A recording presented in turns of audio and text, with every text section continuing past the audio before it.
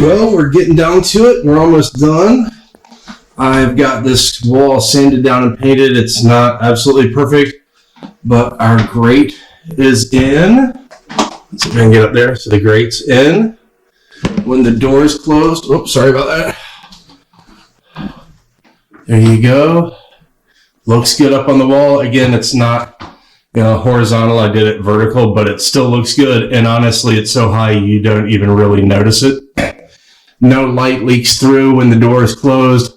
Working as intended, so happy with that. I'm going to talk to you about one last subject before I kind of do the final walkthrough. I had been wanting to do some home automation stuff, so in this cabinet, I don't know if you can see right here, I have got my Hubitat Elevation. So I kind of debated as to whether to do this in the security video or the network video, but I decided to do it in both. And I'm going to talk about the relevant cases for why I did the security in the security series. As far as networking and home automation, I'm going to do that now, but there is a tad bit of crossover, but I'll get into a lot more of that. Why I chose the Hubitat Elevation primarily for security, but it worked for a bunch of other stuff. So let's just get into it. So one of the things I wanted to do, and it may be hard to see, but down here, and we're going to get out and look at this, but just take my word for it. I mounted an iPad on the wall there, and then right inside the door here, let's see, give me a second. Right inside the door here, I mounted another iPad. So how did I power this? Well, again, this is a little crossover for what I'm getting ready to do in the security series, if that's not already out yet.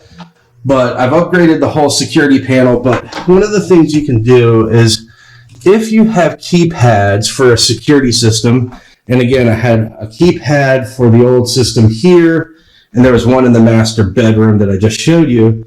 Well, you can get an adapter. So you take the original two control cables that ran the security system keypad, and you can tag it into here, and it runs down to a power adapter. So you can send power down these lines, and then let's go down here and look at what I was able to do. So give me a second. So here's the keypad, or this is where the old let's see, what was it? It was old security system keypad was right here. So give me 1 second. Okay, I turned off the main lights I had on my little rig here because it was reflecting, but I wanted to show you what it is. So what I did is originally, just kind of as a test case, I had this small iPad mini up here, but it didn't give me as much real estate. And frankly, I had looked on Amazon and a bunch of other places to try to find something relatively inexpensive, but was a good wall mount. And the wall mount I chose a pretty good one, at least I thought, but the metal frame was kind of cheap.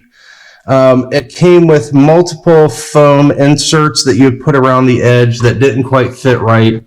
So when you would take the frame off of this thing, it would just almost want to fall out. So between wanting to increase the size of the iPad that I had to be able to work with for the home automation, I got rid of this. Well, I didn't get rid of it. I decided to go with a bigger iPad, number one. And two, because the frame that I got for this thing was the best frame I could find without going like too expensive. Frankly, let's just call it, I was trying to get away with being cheap, and it was a cheap frame. That was the best one I could find on Amazon, so I'm just going to say that.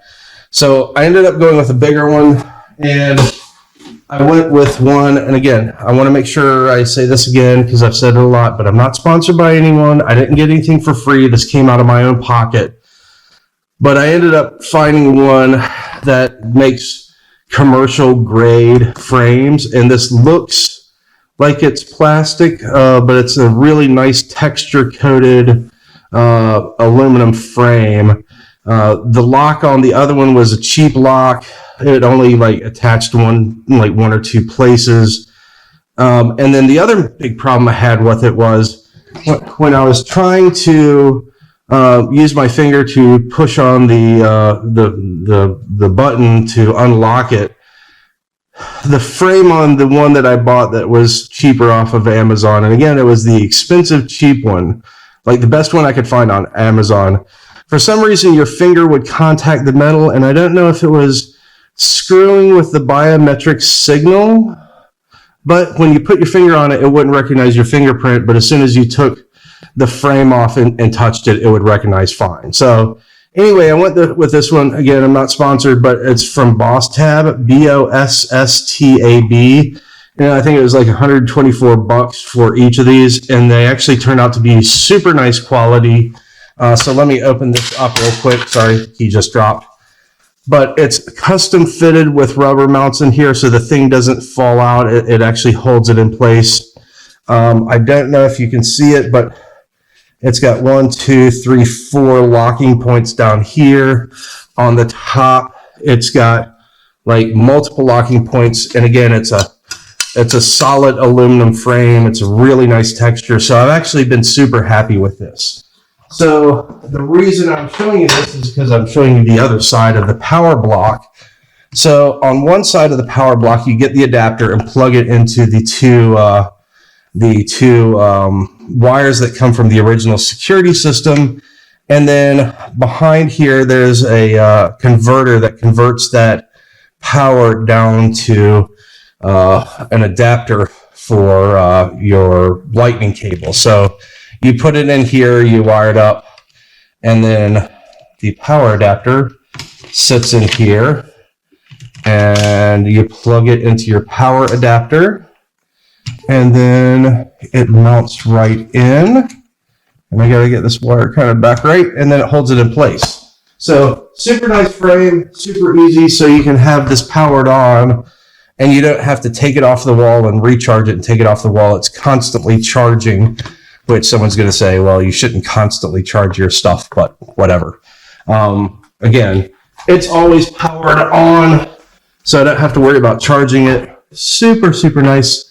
The lock is more heavy duty than the other one. And it just locks in place, and now it's solidly secured to the wall. So anyway, I got the Hubitat Elevation, and the reason I did that, and here's another little security crossover. The reason I did that is if you hook in some of these new automated control panels for your security, and it's through, say, Amazon Alexa or HomeKit or whatever, and it sends the signal out to the internet if your alarm goes off, because it's got to go to their cloud, and then it's got to come back to your house and then either actuate or do whatever for your alarm system. The Hubitat Elevation is basically a cloud in your house. So everything stays local for your security system. When it comes to home automation, and here is what I've got right now set up. I'm going to be messing with a bunch of other stuff, but I can put in and set up widgets for my weather. Here's on my alarm system. And again, I'm going to get into the alarm system, something else. I'm just talking about home automation at this point. But I was able to hook in my Ecobee so I can see the living room, hallway, temperature, the sunroom, the bedroom hallway, because I've got two different AC zones. I've got one that powers the main house. It's a 10-ton unit. And then one that powers or heats and cools the master bedroom, my office, and the front room, and it's a 5-ton. So my Ecobee is here, so I can change this. I can set up, if it's currently, I can set up emergency heat, cool, or off. I can change all this. It tells me my humidity in the living room hallway or the bedroom hallway. And then I've got the little sensors for the Ecobee. I've got in the master bedroom and in my office, because those are the two primary places where I have heat. So, and then I've got this set up to motion. So it pulls in and tells me the temperature, but if someone walks around, it highlights it in yellow, so I know some motion's happening in there. Also in here, I've got my my Bose audio system. So I had not intended to do a Bose audio system video, but after some serious research and finagling and a bunch of stuff, I was able to upgrade the old Bose. So I'm going to do a whole thing on Bose. But from here, I can turn on the kitchen, I can turn on the patio, I can turn on the living room. I've got my 6 presets for music. I can set my volume, I can mute it, I can turn the volume up or down, and then all my security systems here. I'm going to be adding more automation. This is just what I've got for the moment. But also from here, my garage door opener. I've got this set so I can open and close garage door. If I really want to drill down into my Ecobee settings, I can come in here to my Ecobee and then change a bunch of settings through the Ecobee. So the way it works is, and again, the reason I did it this way is because for my security system, I don't want it reaching out to the cloud to be able to do something. I want it to do something locally. So if someone breaks into the house, trips the alarm, I don't want it to go from my house out to the internet to do something, trigger that alarm, to come back to my house to actuate the siren. I want it to be all local because it's all on backup UPS battery. When I showed you the power block a second ago, I thought, you could see that huge UPS, and it's only powering the alarm system, so that will last for a month. So let's say we have a hurricane or some kind of storm that knocks out power, my alarm system will work. So like for instance, I'm sure you can hear this, but give it a second. It works. So it goes from the iPad to my Wi-Fi unit, which is also on backup battery, to my alarm system. So it's all synced in time. So, and I can monitor it from my phone or here. But that also gives me the ability to do the Bose. It also gives me the ability to do the living room. Now, if someone knows anything about this already, you say, well, Ecobee can't be done from local. So that's absolutely correct. So from Hubitat, if it detects that you have to reach out to the internet, to Ecobee's cloud, it will take it here, send it to the Hubitat, go out to Ecobee, and then come back to Hubitat and then send it here. So for now, right now, I've got my Bose home audio system here I can manage. I've got my my Roborock that I can manage from here. I've got some twinkly lights for Christmas, and then I've also got some around the bar. I could do my security system for my cameras here.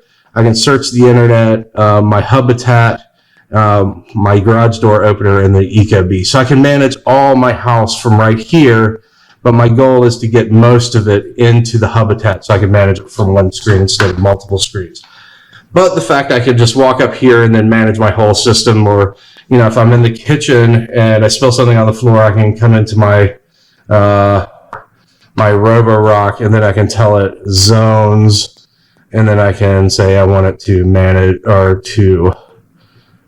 I want it to vacuum this area only, and then I hit clean, it's done. Or if I just want to do a full room, like someone spills something in the room, or we have a big dinner party and a bunch of friends, I can just choose the room. But I can do that all from here, and then I can also do it all from the master bedroom. So that's why I ended up going with the Hubitat.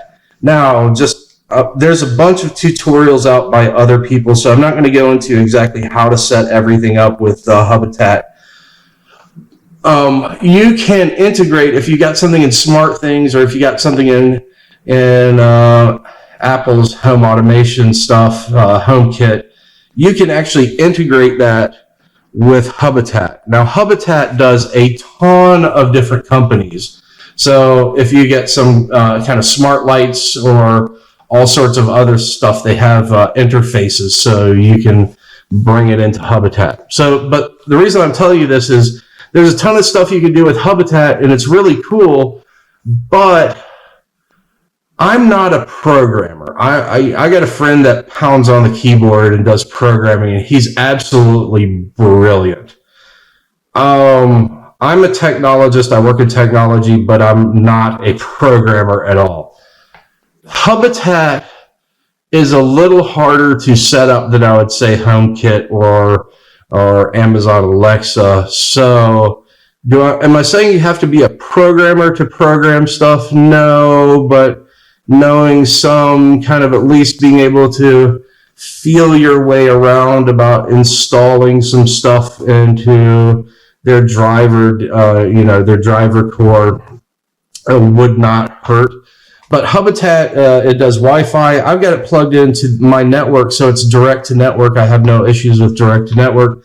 But it also has Zigby and Z-Wave. So if you do Z-Wave stuff, you can do it with Hubitat. Or if you got Zigby, if you got Z-Wave, you can do stuff on Hubitat. If you got Zigby, you can do stuff on Hubitat. It's actually a really neat, really cool device, and it's not expensive at all. I think I picked mine up for like $129 for the new Elevation series. And it's been, at least for me, fairly easy to work with. Again, if you know nothing about programming or automation, it may be difficult. You may want to hire somebody. But just the fact it stays local, it doesn't have to reach out to the internet. So let's say, someone cuts your internet connection and you got to turn on your lights or open your garage door or some of this other stuff. It's not going to work because it can't get out to the internet. With it being in the house, it'll still work unless it's an absolute requirement like Ecobee is. So what's the difference between a requirement like Ecobee and then being able to do it locally? Well, some companies, depending on how consumer friendly they are, they allow you to interface. They put out their code and says, here's how you interface with our stuff, right? So, for instance, the Bose I can interface with. My alarm system is 100% local. So even if my power gets cut, I've got them on backup batteries, so my alarm system will still work. It doesn't have to reach out to the network, to the internet, to their cloud. It's all 100% local. So if someone cuts my internet connection, I still have alarm. If the power goes up, I still have alarm. And that's why I went with it, was because of this 100%. But there was also so much other stuff that you can do with the Hubitat. So again, I'm not paid by them. I'm not sponsored by them. I just want you to know that if you do buy it, having some programming knowledge, at least a little bit. I'm not saying you have to be a programmer, because again, I'm not. But at least having some knowledge of it would be very helpful. So if I go to my dashboards, I can go back to dashboards. I've got a portable home automation dashboard. So as I said, this one was too small. It didn't give me enough real estate for what I wanted to do. But what I do is I mounted one of these in here. I mounted the one I showed you in the master bedroom. But then I kept this one as a little portable dashboard. So that way I can walk around the house, or if I'm out on the patio, I can take this and I'll show you the difference. The wall iPads dashboard I've got set up. I've got weather, I've got my Bose, I've got all that stuff. But here, my thumb keeps hitting it. But here, I've got just my my thermostat and my temperature and humidity and my alarm system. And then also, if I'm walking around or in the living room or in my office, I can pull up my security system and look at all my cameras. So, and then that's the other thing is when someone accesses my security system, it pops up an alert. You heard it just beep.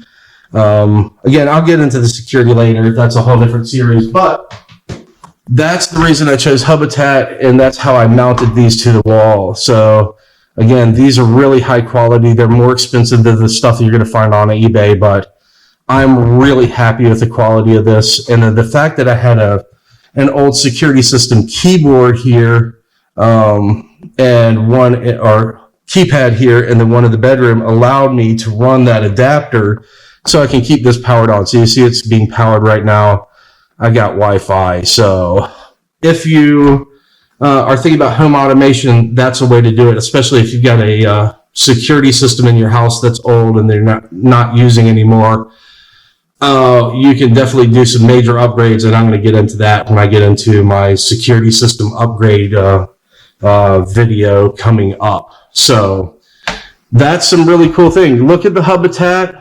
It's actually fairly neat. Again, being able to keep everything local and not reaching out to the cloud is, because as far as I'm concerned, having everything in the cloud is an attack surface for networking that I'd like to reduce as much as possible, and keeping it local.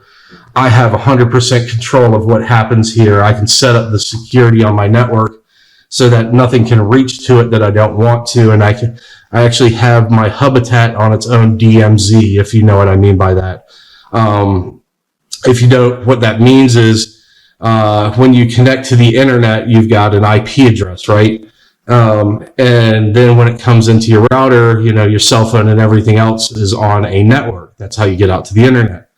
Well, you can set it up so you have multiple internal networks, and I've got it set up right now so that way my home automation stuff is on one network, my security cameras are on another network, my Wi-Fi for my cell phone and everything else is on another network, and then stuff like my TV with Apple TV and all that sort of stuff is on its own entertainment network. So that reduces my attack surface. So if my Hubitat for some reason did get hacked on the smart home automation network that I've got set up, it's not going to jump over and start messing with my laptop or my work laptop. It can't get over and start messing with my my Apple TV, and vice versa. If the Apple TV ever got hacked, I'm not saying it did. I'm not trying to call out Apple. I'm just saying if it did, my Samsung TVs or my Apple, it won't be able to jump over and get into my HomeKit. So I've got it separated out. So that's a little network tidbit for you guys for network engineering. So that's what I did. I set up the Hubitat. I set up the wall units. I got this powered. I found this one, and it's been super good so far. Again, I got to add a bunch of stuff here. I'm going to go into all this that I've got set up here for my security system, and how I've got all this set up for armed home, arm away, and I'm going to get into all of these sensors that I've put in and how I did that. So, yeah, that's coming up. But so there you go.